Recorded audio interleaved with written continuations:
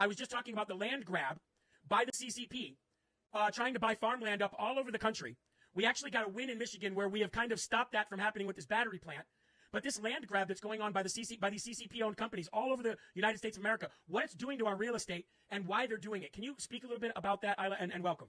Well, obviously that the Chinese Communist Party had, long-term planned its acquisition of lands, not just in the U.S., almost kind of like a global acquisition, that the CCP's infiltration into economic and almost kidnapping the United States economy and most importantly, your agriculture problems here, right?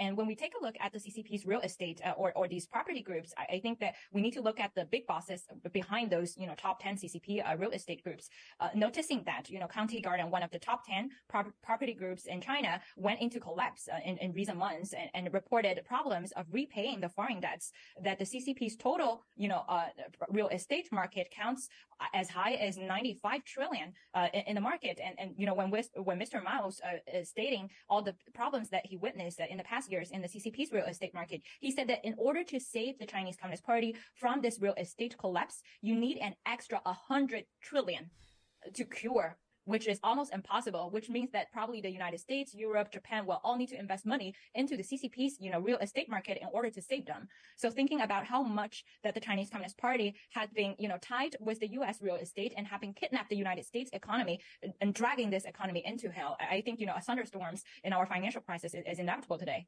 So you're saying that in order to make up the difference from the collapsing Chinese market in real estate, the only way that they can have somebody stand in the gap between them and their collapse is acquisition of land in the United States and in Europe?